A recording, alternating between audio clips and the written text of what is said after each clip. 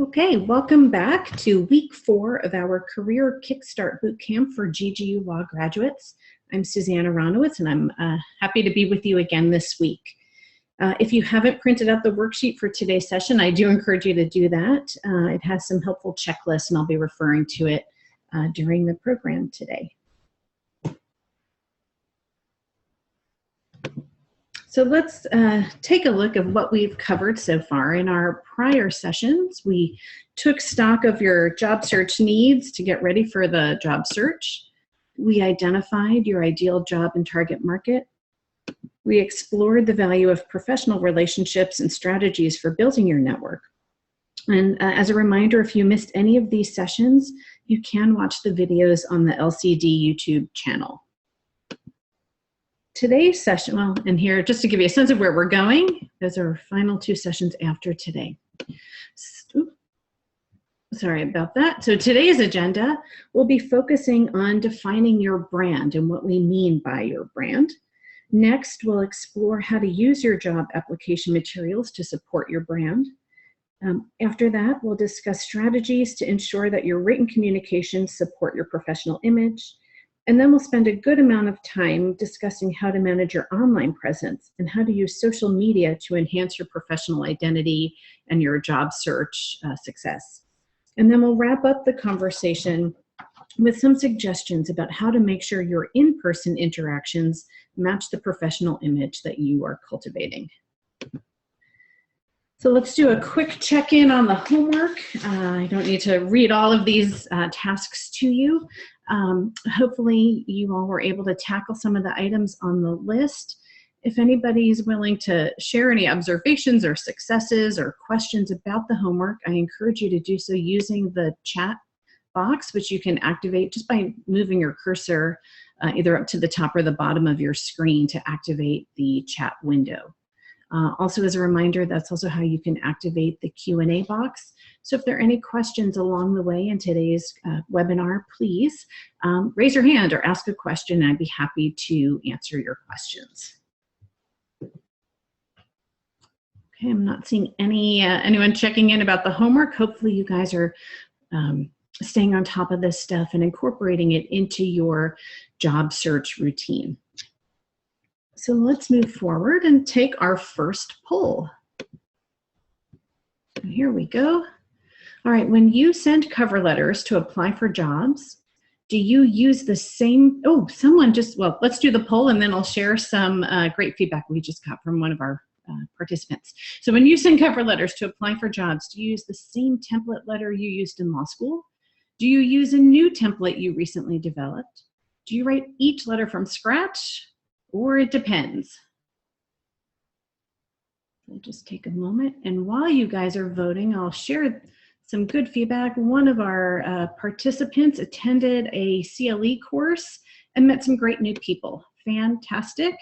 And hopefully you used the tips from last week's webinar to follow up with those folks. Hopefully you invited them to join your LinkedIn as connections, or maybe even sent follow-up emails, or even arranged some follow-up meeting. So that's great. And hopefully you learned some good information at that course too. Okay, it looks like everyone has voted. So let's close the poll. Okay, so great. It looks like 2/3 of you say it depends. And 1/3 of you use a new template that you recently developed. And that's exactly what I'm hoping to see, that we're no longer using the templates that you used in law school, that your job search application materials have essentially graduated along with you.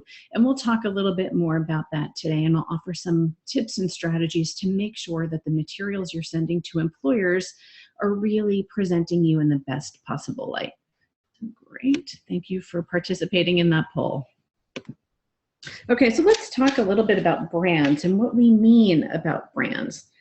Now, let's say a friend told you that they wanted to get a car, and we're trying to decide between a Tesla, a Toyota, and a Mini. Each of those companies offers cars that would, take care of your friend's transportation needs. They would get her from point A to point B. But each company has established its own unique image. For example, Tesla has a reputation for innovation and luxury. Toyota has a reputation for reliability and fuel efficiency. Mini has a reputation for clever design and sportiness. Now, each of these companies carefully cultivated that image through its products and advertising to attract the kinds of customers who want what they have to offer. Now, while you're a person and not a car company, your professional brand is how you appear to the outside world. It's a quick shorthand for how others can distinguish you from all the other people who do what you do. Now, according to Forbes.com, the question is no longer if you have a personal brand, but if you choose to guide and cultivate the brand or to let it be defined on your behalf. So in a crowded marketplace, and especially one where there are many job seekers with similar credentials, and employers have access to all kinds of information about you, it's imperative that you take ownership of and manage your own professional brand. So what is your brand? What is it that you want employers to understand about your unique value? And you can take a look at the top of the workbook or the handout. There's a little chart that you can use to jot down some notes as we go through this portion of the webinar. As new lawyers, there are several dimensions to your brand that you should consider. And the first is substantive. And this is your skills and your expertise. This is essentially the 10-second introduction that we developed together after session 2. And this is really what's at the heart of your brand, the substance of what you can do and what you know. Now, as a lawyer, you also need to be focused on your professional qualities. You must be seen as an impeccable professional. Your clients will be trusting you with their most valuable assets, problems, and interests. You must always be demonstrating that you are worthy of that trust. Your reputation for honesty, integrity, and thoroughness must be critical components of your brand. And unlike the substantive part of your brand, you can't just tell people that you're trustworthy or have good judgment. You have to be showing it in all of your interactions. So these qualities just have to come through in everything that you do.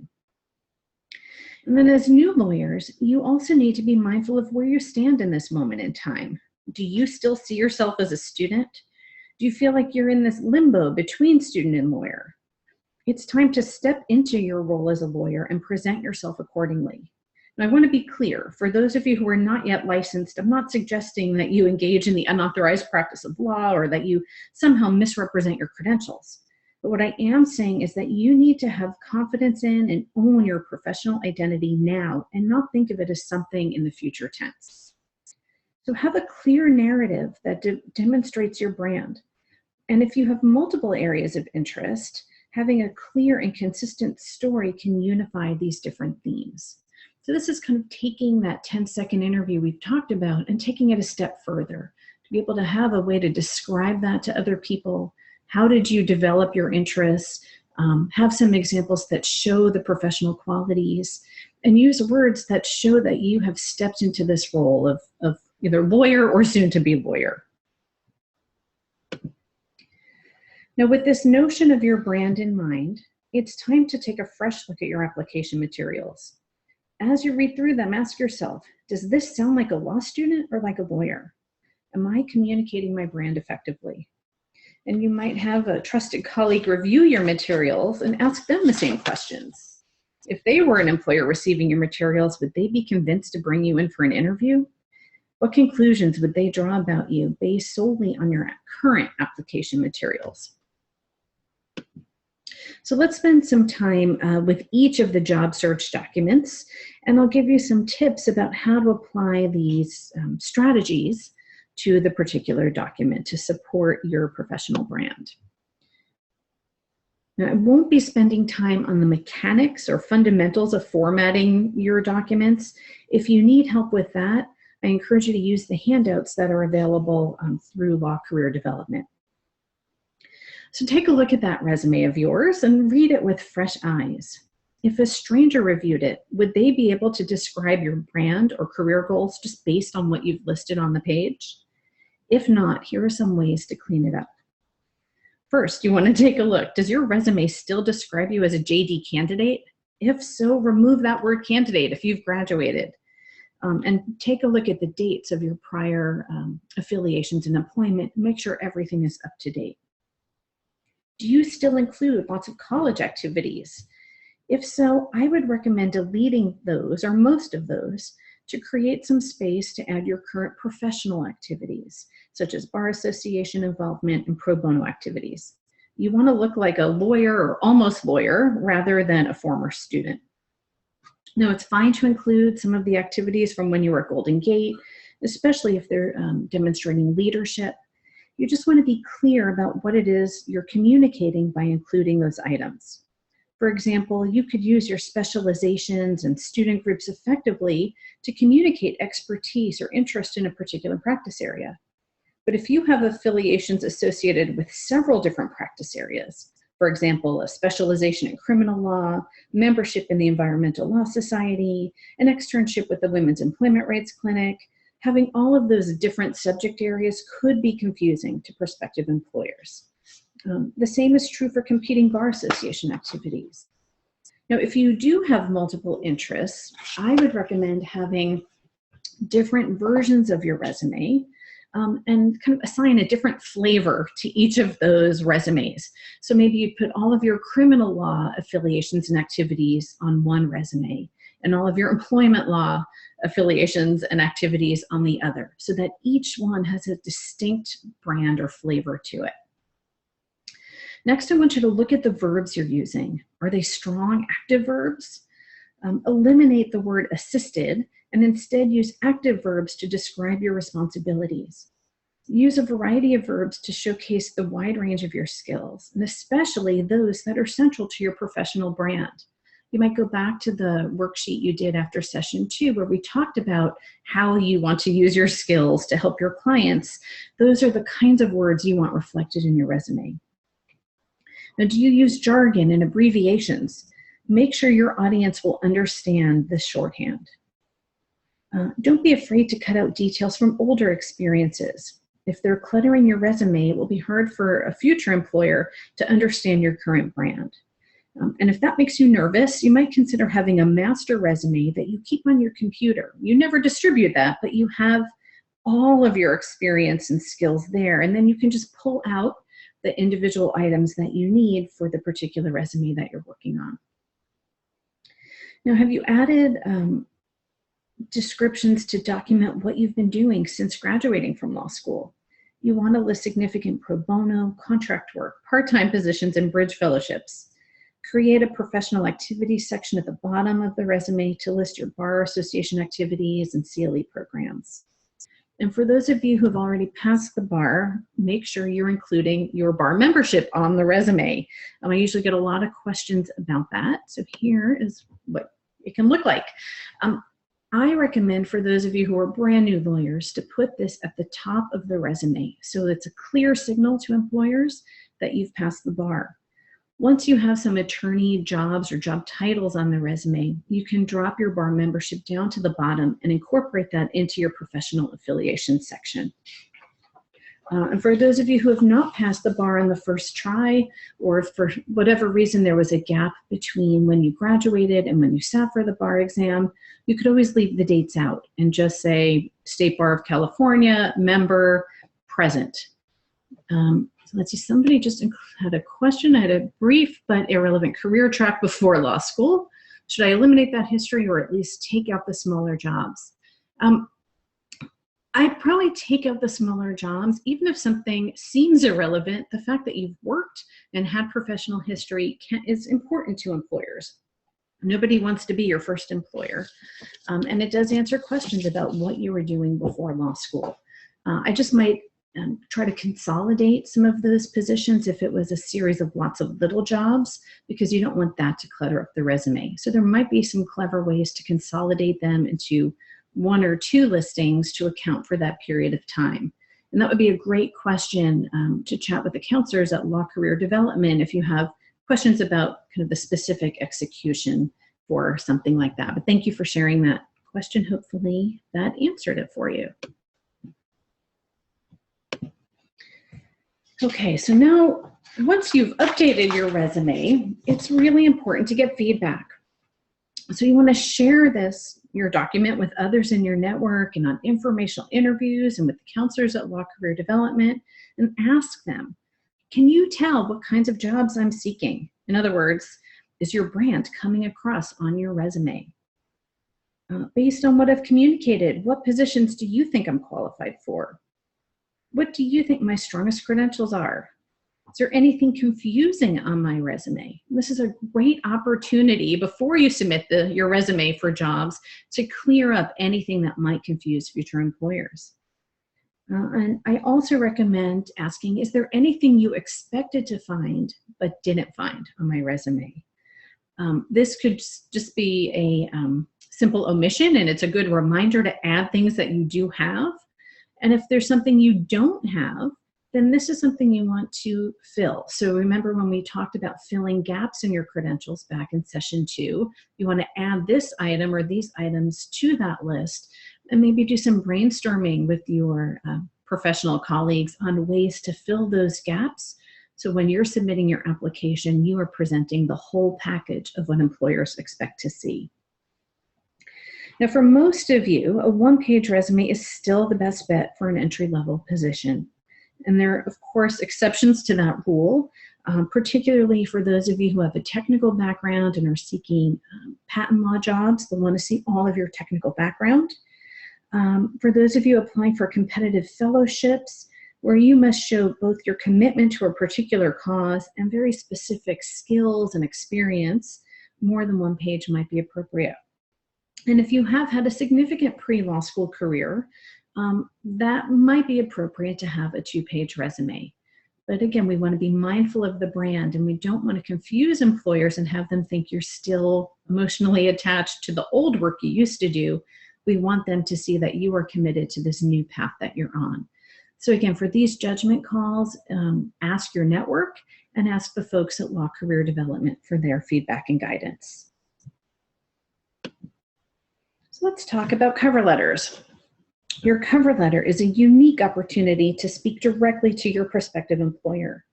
You get to clearly articulate your brand and show how you are a great fit for their organization. You can highlight your skills and expertise, even if they were obtained in untraditional ways. To really capture the employer's attention, you need to understand their concerns and how you can help solve them. Most employers are worried about hiring someone who will take too long to train, who won't produce high caliber work, and who won't fit in with the team or with the clients.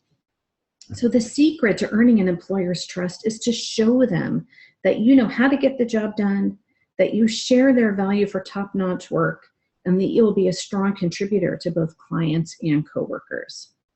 Before you begin writing your cover letter, I recommend that you identify a clear message or theme for the letter. Consider how you can use your brand as a theme to show your unique qualifications and enthusiasm for the position. Understand what the employer is looking for. Is there a job announcement? If so, what skills and experience and knowledge do they prioritize? In other words, what are the employer's specific needs?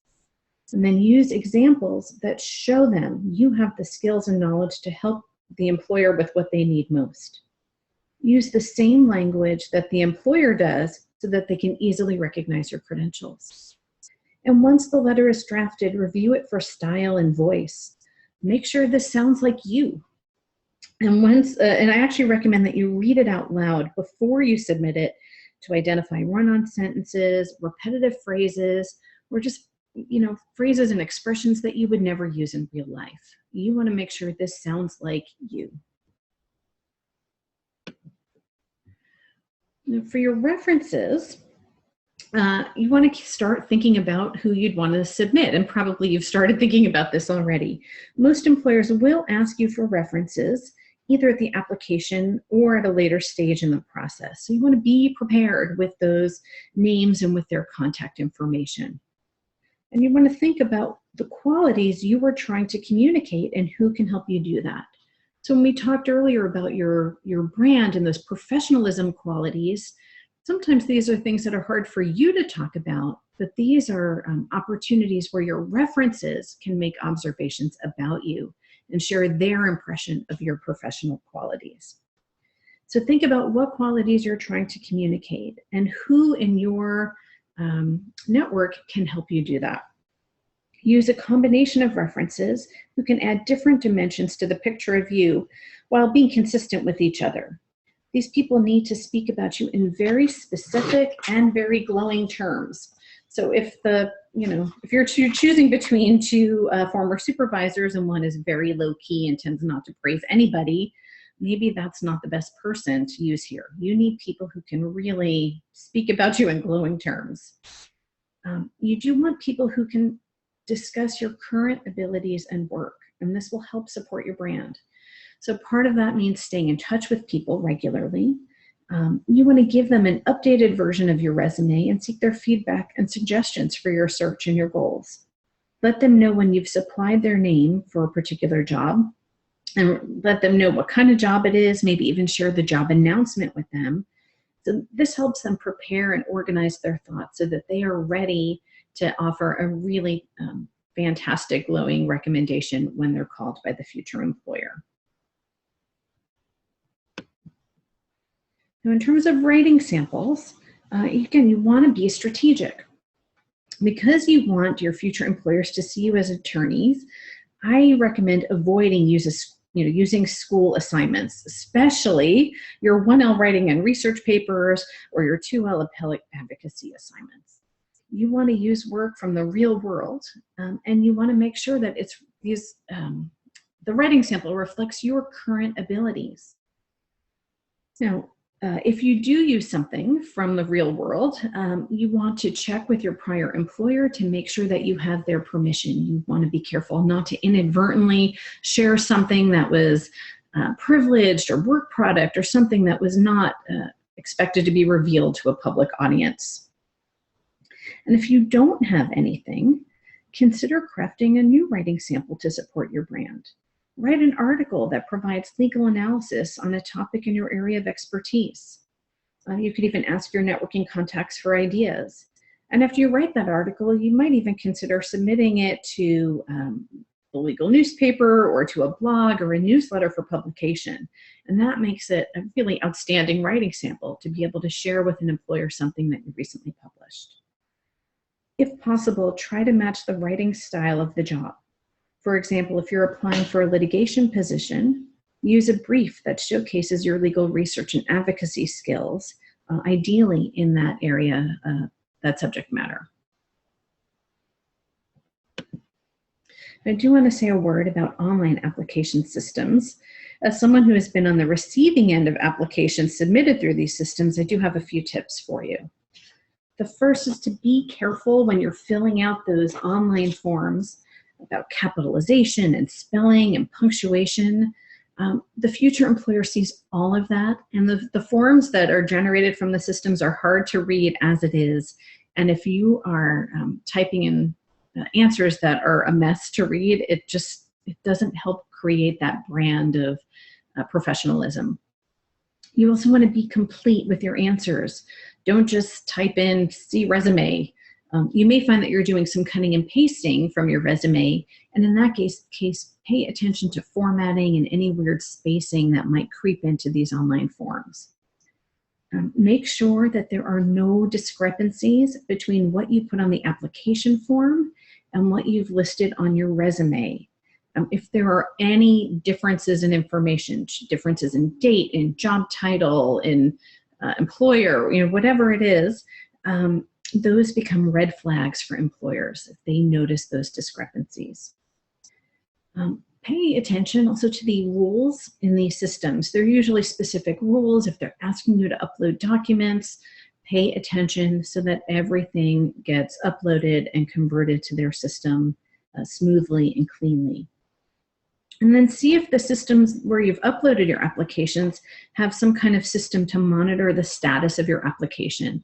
And that can be really helpful because you might be able to monitor if your application has gone from being received to reviewed, whether you are going to be invited for an interview, and that may help minimize some of the anxiety or minimize the need to ask some of those questions just in terms of the process. So pay attention there.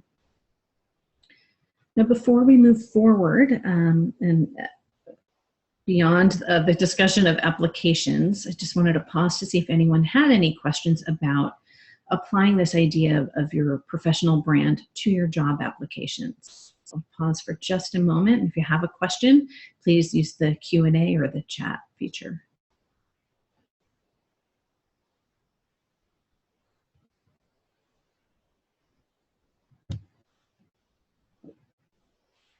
Okay, well, let's turn to written communication.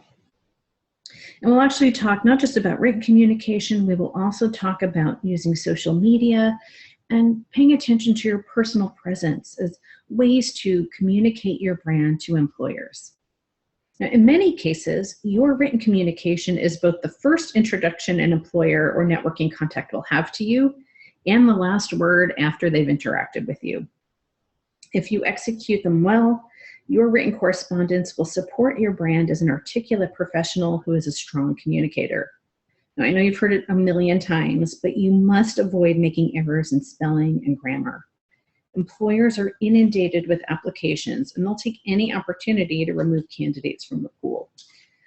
You might consider using an app like Grammarly to help you clear out any mistakes. Now, you don't want to rely blindly on these apps, but something like Grammarly can help you identify spelling mistakes, grammar mistakes, word usage challenges. So take a look at some of those tools out there that are free and available to you. So let's talk a little bit about print correspondence. One strategy that companies use to support their brand is to create a uniform look and feel in all their communications. You should do this too. So I recommend that you design a letterhead to use on the top of your documents containing your name, address, phone, and email. You want to use this on your resume, your cover letter, your reference list, and any correspondence that you might send to an employer.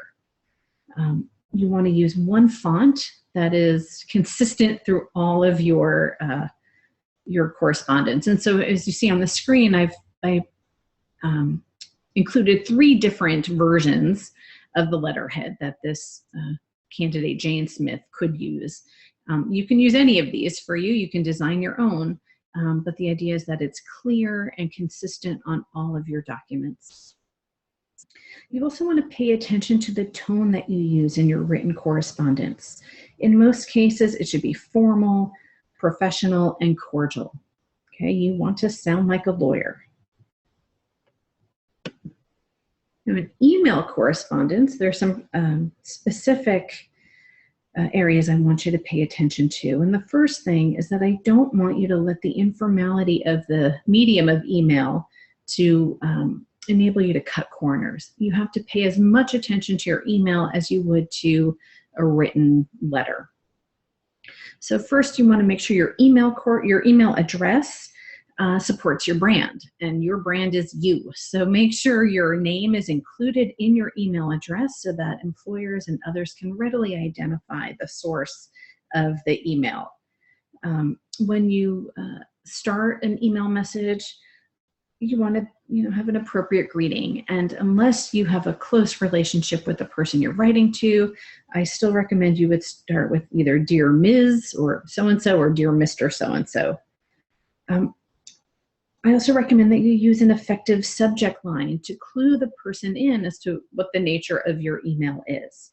So if you're setting up an informational interview, you might have the subject line say, referred by Professor John Sylvester, or whoever referred you to that person, because if they don't recognize your name, they might be less inclined to open the email. But if they recognize the name in the subject line, they're more likely to open it. Or if you're applying for a job, your subject line might be Employment Law Associate Application, and reference the position you're applying for.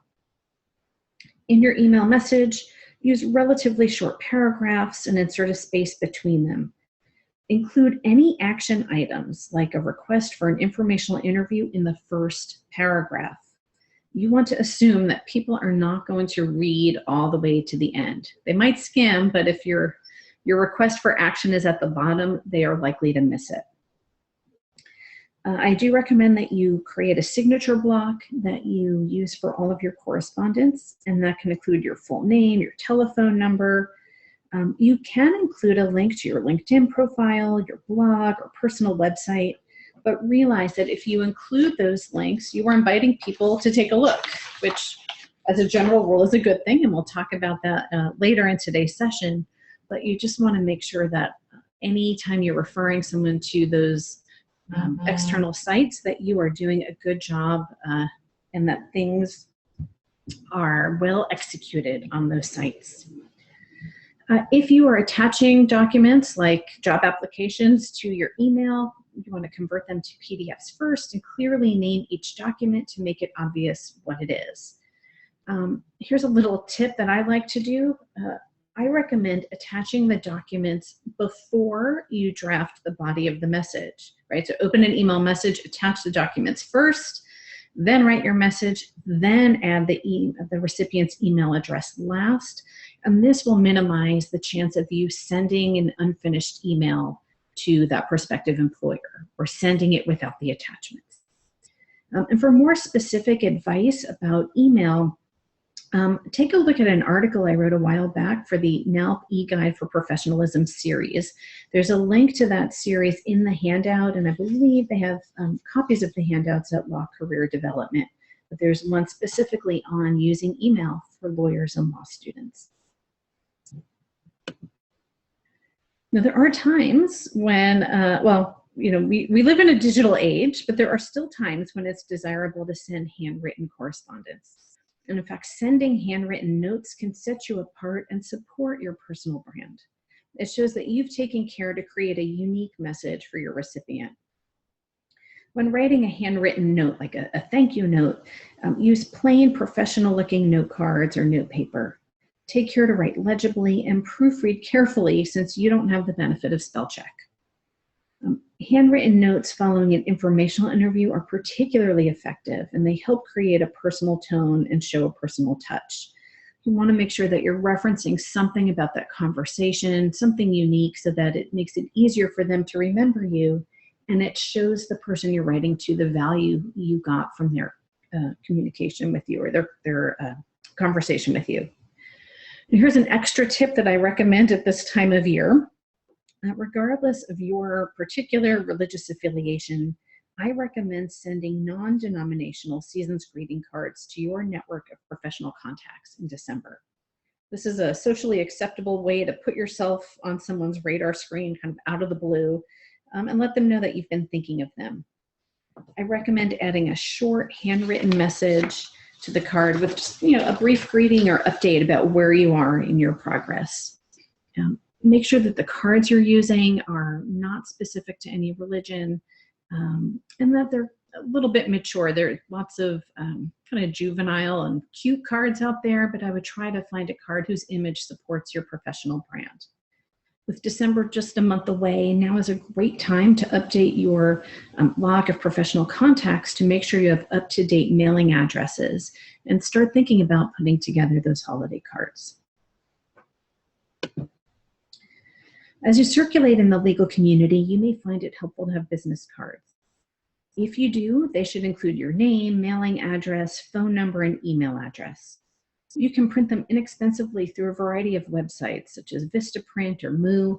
There are lots of sites out there. And it's okay to be a little creative with the templates that these sites offer, especially if that helps support your brand. You do want to make sure that the formatting is clean and simple and that the font is readable. Make sure that your contact information is the same on your business cards as it is on your resume and cover letter and all your other documents.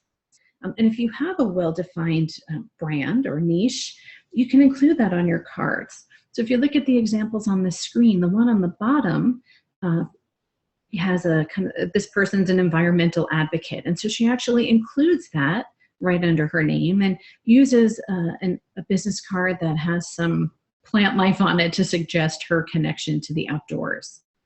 You can also include your LinkedIn address, or if you have a personal website, you can add that here as well.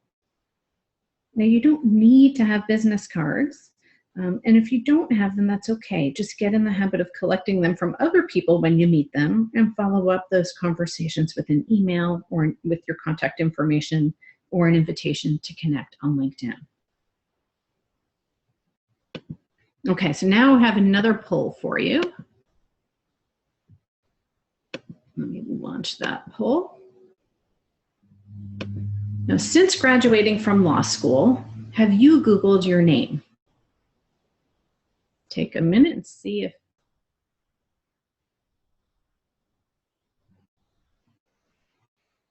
okay, you've all voted. Terrific. Thank you. So 100% of you said no, and that's pretty common. Let's talk a little bit about why you might want to do that. 80% of employers research candidates online before inviting them for an interview. So you want to know what they're finding about you. And even those of us who have chosen to avoid online accounts altogether have a digital footprint that must be managed. You might be surprised to see how much of a presence you have on the internet. What is it that employers are looking for? They're looking first to confirm that you are the person you present yourself to be in your application materials. They're also looking for qualities that they can't assess in the application. This scrutiny is heightened for lawyers. Your prospective employer wants to make sure that you're honest and that they're going to be comfortable holding you out to their clients, to the court, to opposing counsel as one of their own team. So these are the questions that they're going to be looking at. Are you trustworthy? Do you have good judgment? Will your actions support the brand and culture of the prospective employer? And will your actions earn the trust of your future clients? There are some specific categories of information that can torpedo your job search efforts. And these include inappropriate photographs, discrepancies with information provided in job applications, sloppy or poor quality writing, questionable affiliations, particularly if these create a conflict of interest with clients of the employer you're seeking a job with, or evidence that you're going to be difficult to manage.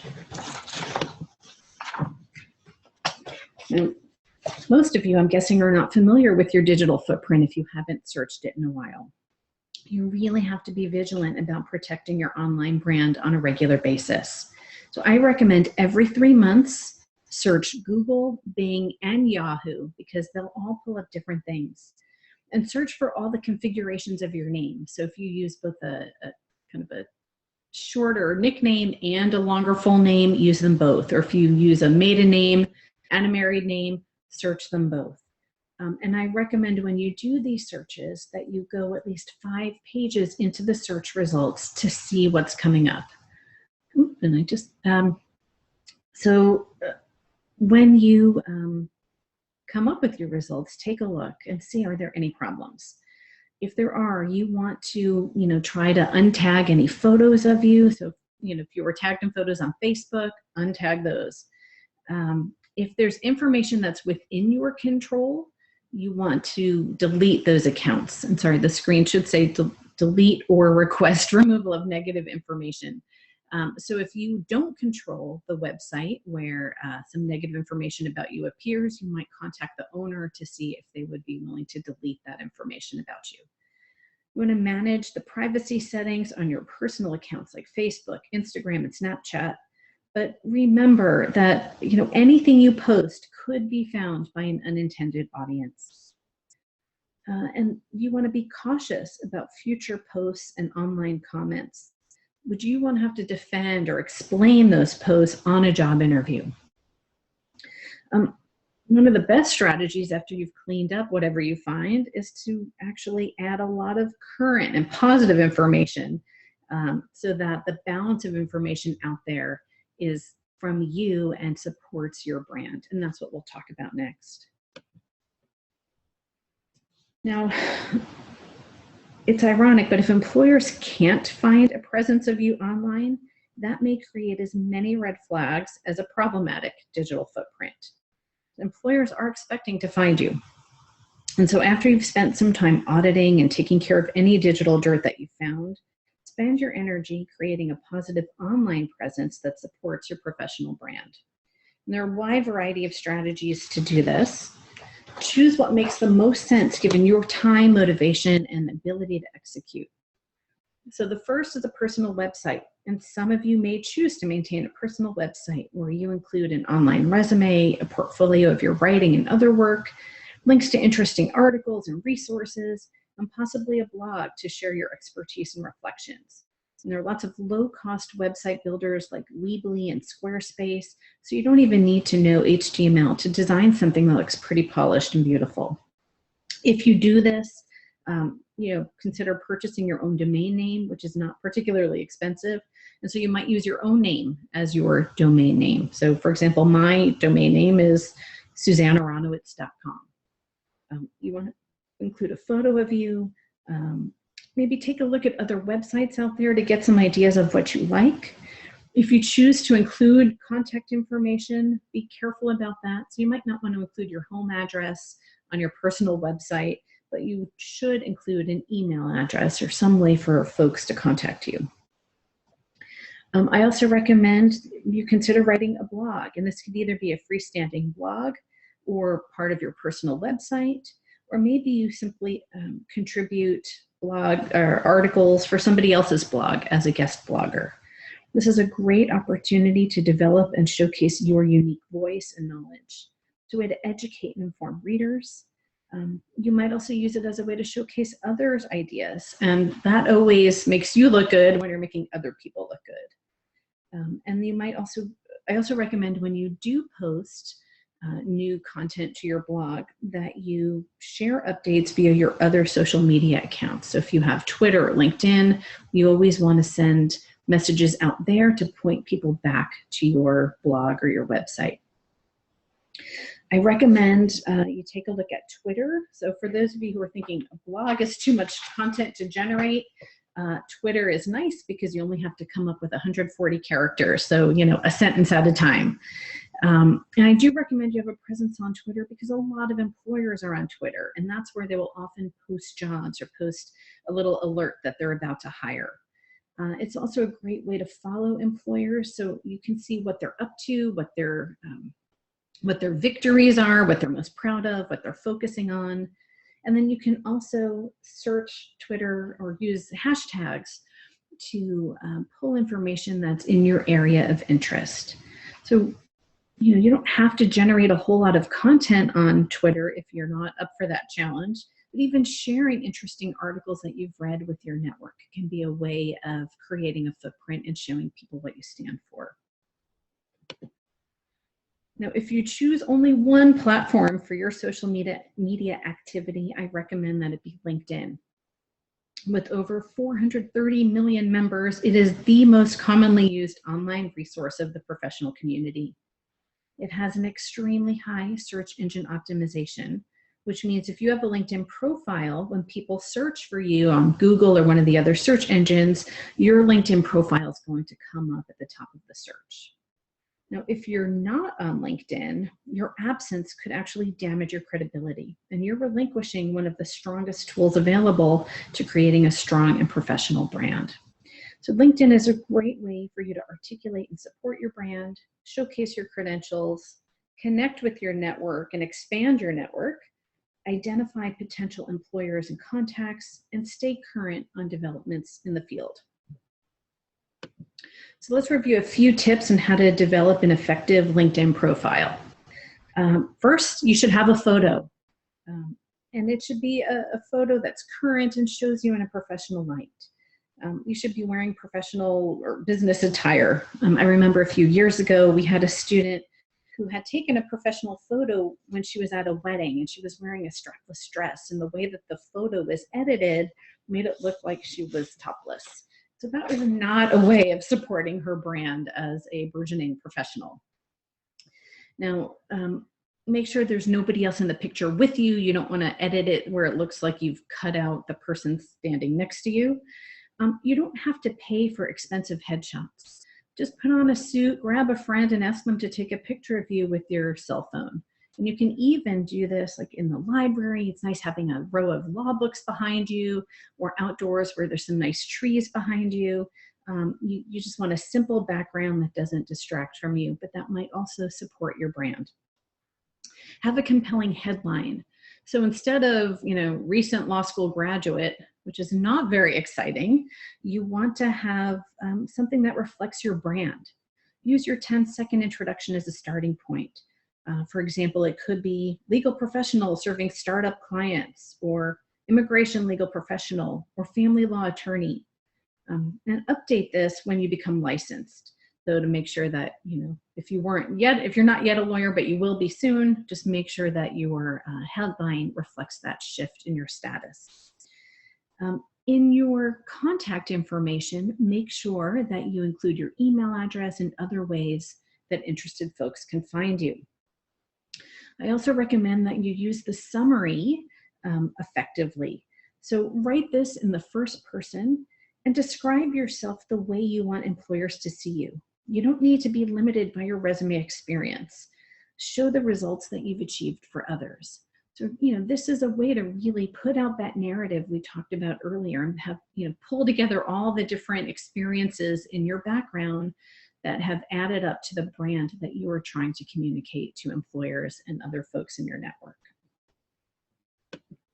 Oh, and there's a question. Can I say legal professional before you pass the bar? Yeah, I think that would be fine. And that's kind of the phrase I've been using in these webinars, legal professional. I think that's fair. I would not say attorney or future attorney until you're licensed. Just answering the question that came up. So make sure once you're licensed to make that switch. If you're not comfortable with that phrase, legal professional, again, you might check in with your network to see if there's some other phrase that they would recommend that you use. Now, in terms of completing your LinkedIn profile, you do want to include relevant experience. You don't need to list every small job you've had, but you want to, have the highlights here and come up with a good description.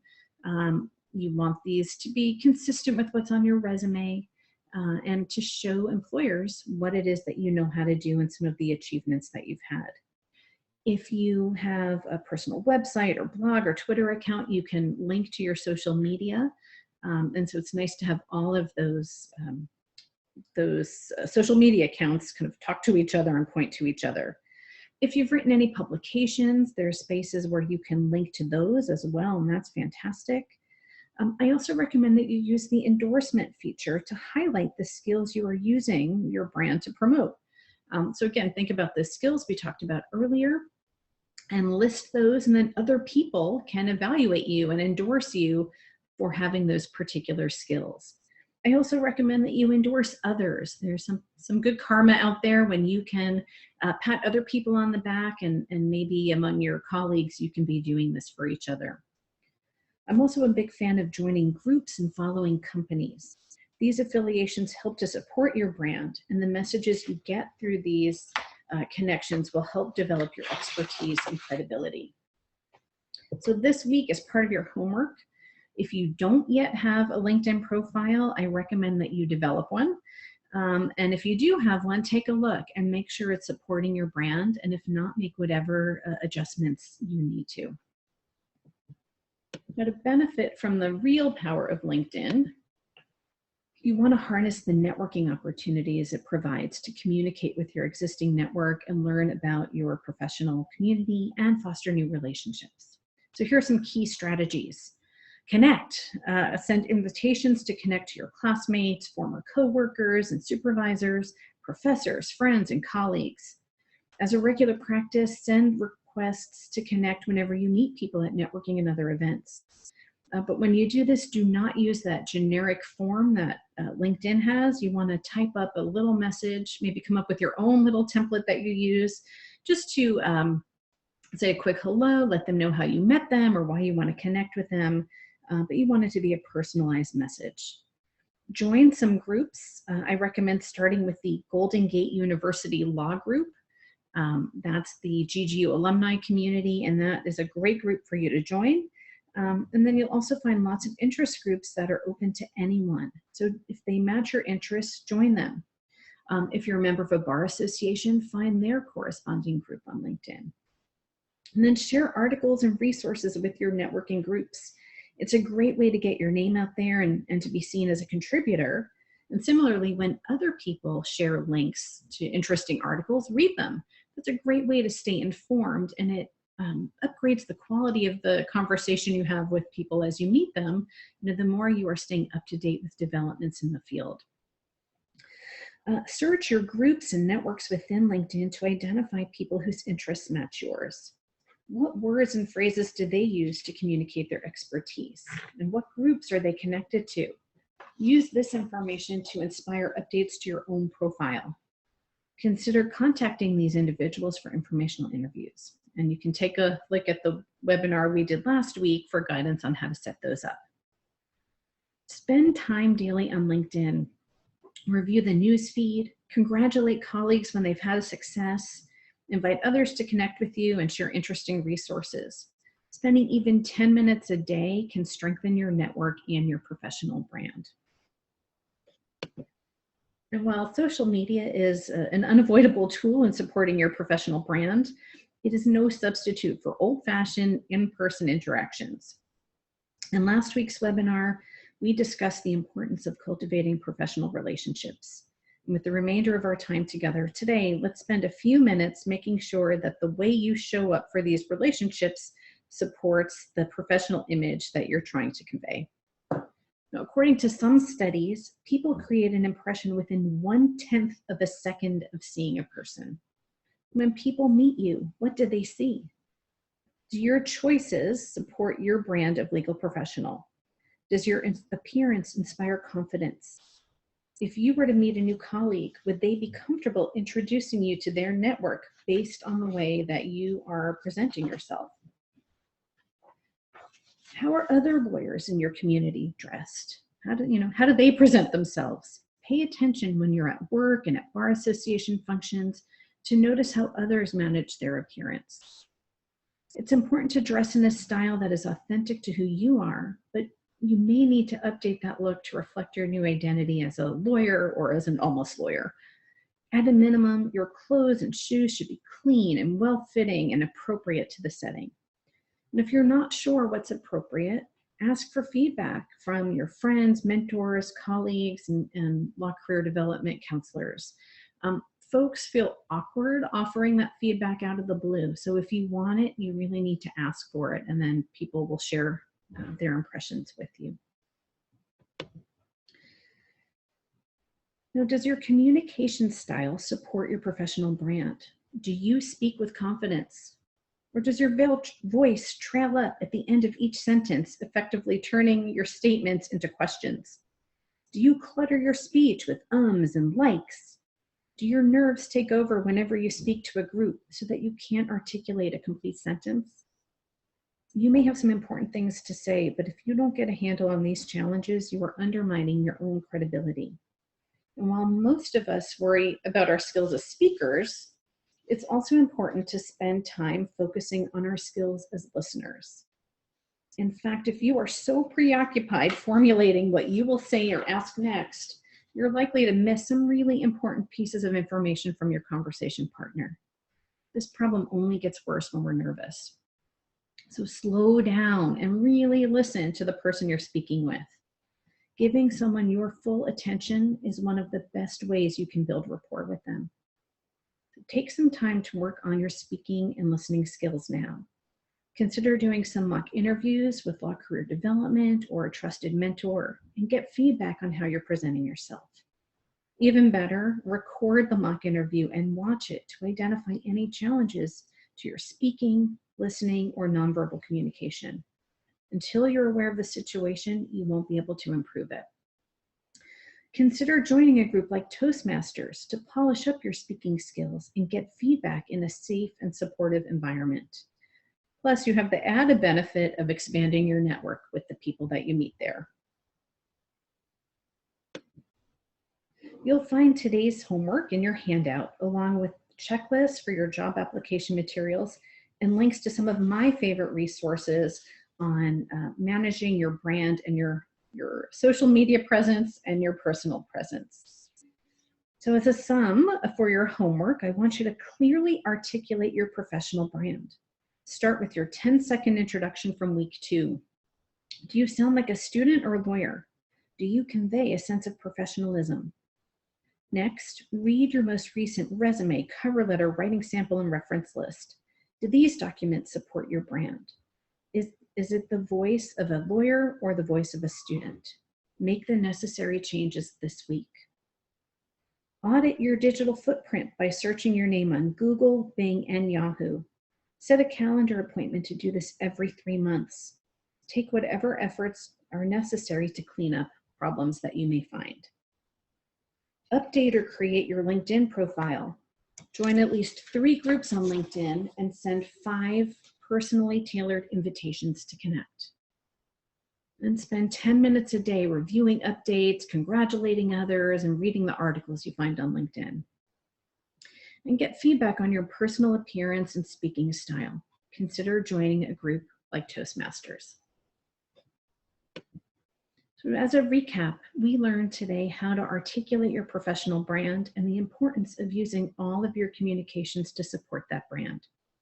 We reviewed how to update your job application materials to present you as a knowledgeable and skilled legal professional rather than as a former student. We shared some strategies to ensure that all of your written communications support your professional image. We also discussed why and how to manage your online presence and how to use tools like a personal website, blogs, and LinkedIn to cultivate your online presence. And finally, I offered some suggestions to make sure your in-person interactions are not undermining the professional image you are working so hard to establish. So let me pause here and see if there are any questions that have come up from today's session that I have not already answered. Okay, there is a question about references. So the question is if they don't have any law-related employer references locally and they don't have any strong relationships with faculty members. And so the only option is to use friends as a reference. I have 2 law school friends. So my thinking, I would try to avoid friends as references as best you can. Employers are looking to talk to someone who can assess the quality of your work and your professionalism.